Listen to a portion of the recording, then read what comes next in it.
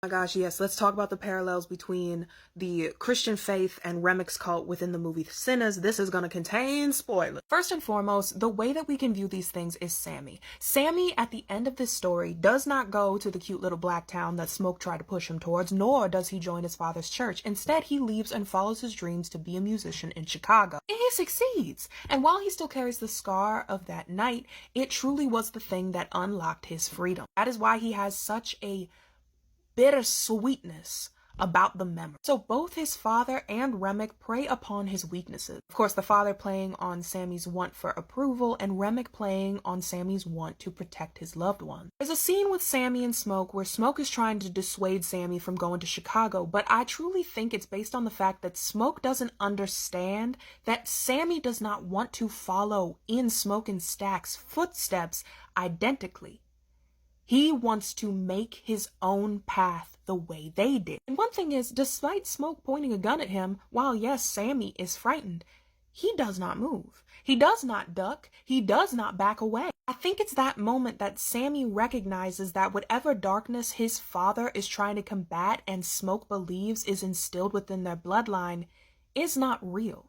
It is solely based on choices, and his choice to bring merriment and joy and to get people to dance is in no way, shape, or form a sin. On the other side, with Remmick, Remmick does not see Sammy as a human being. He sees Sammy purely as a conduit to relive his days with the people he lost. If he truly just wanted to take part in Sammy's art, he could have done that.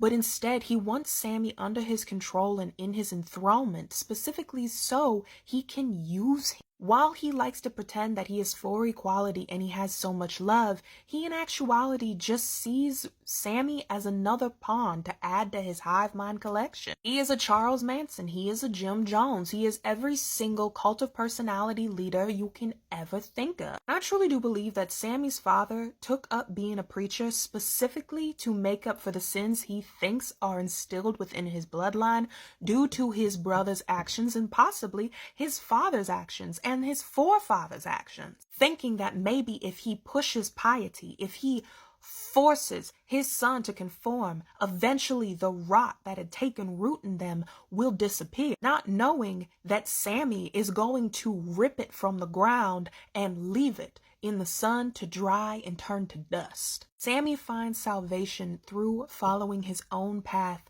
and dreams and being his own person. He finds salvation through making merriment and music that brings generations together. Despite Remmick and the church both offering eternal life, Sammy is not willing to sacrifice his very soul in order to appease the two men that wish to hold power over him. And I love him, and his voice is beautiful. I've been listening to I Lied to You on repeat, even before I saw the movie. That shit made me